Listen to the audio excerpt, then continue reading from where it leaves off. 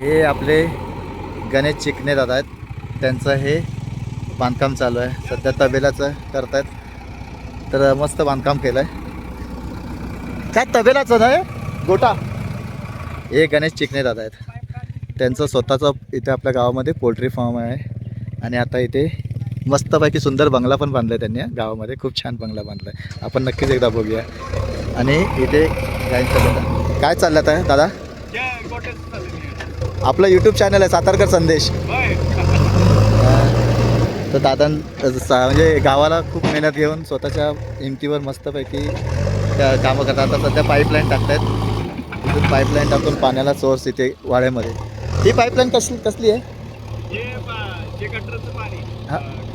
अच्छा, तो मलबा येणार, तो घाण येणार ती. अच्छा, वेस्टेजसाठी एवढी मोठी पाईपलाईन.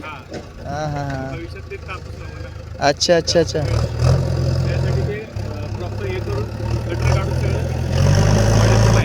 हां हां हां, मस्त चांगलं नियोजन आहे. खूप प्लॅनिंग करून मस्तपैकी दादा प्लॅनिंग करून काम करतायत. म्हणजे गोठा बांधणार तर गोठ्यामधला जो वेस्टेज पाणी असेल ते वेस्टेज पाणी या पाईपाच्या माध्यमातून असं इकडे व्हाळामध्ये वाहून जाईल. हे बघा, या ठिकाणी गणेशदादांनी कडवा वगैरे जमा करून ठेवलेला आहे त्यांनी. परत इथे विहीर पण खोदलेली आहे.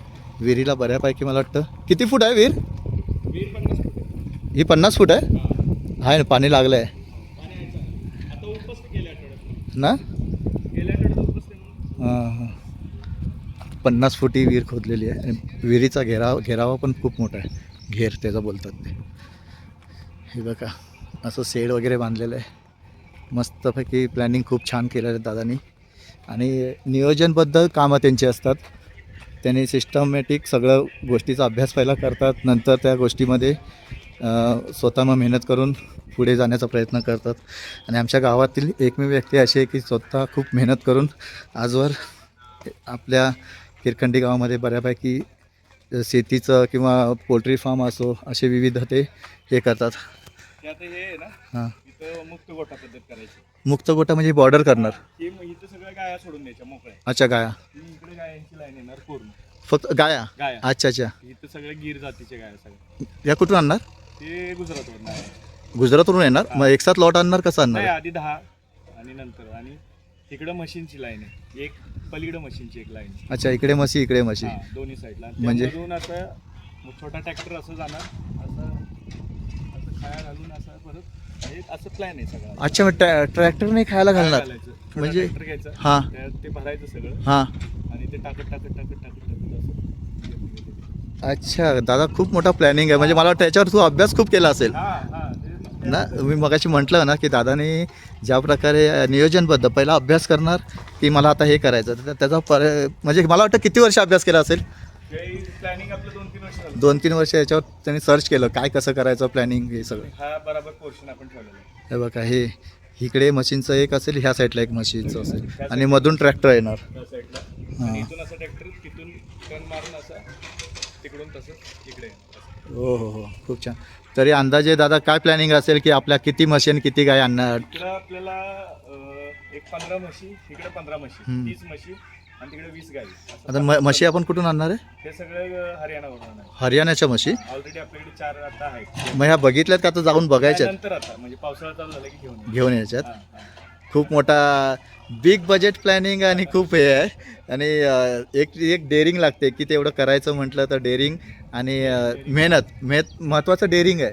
डेअरिंग करणं, आणि ते डेअरिंग केली तर त्याला मेहनत, आणि त्या मेहनतीवर हे सगळं उभं करणं. हां, आणि दादाची मेहनत मी मगाशी तुम्हाला सांगितल्याप्रमाणे त्यांनी स्वतःच्या हिमतीवर पोल्ट्री फार्म बांधला. त्या ठिकाणी मी सेल्टी गावात आपण जाऊ, ते दादाचं कधी पोल्ट्री फार्म त्या ठिकाणी बघू. दिवस रात्र ते लोक मेहनत घेतात त्या ठिकाणी पोल्ट्री फार्मवर. रात्रभर त्या पोल्ट्री फार्मवर राहतात जाऊन. त्या कुक्कुटांचे मस्त पालन करतात. त्यांची व्यवस्था व्यवस्थित निगराणी ठेवतात. आणि त्यांच्या बेसिसवर शेतीचं पण कामं करतात. विविध उत्पन्न घेतात शेतीतून. दादा बऱ्यापैकी उत्पन्न घेतो शेतीतून.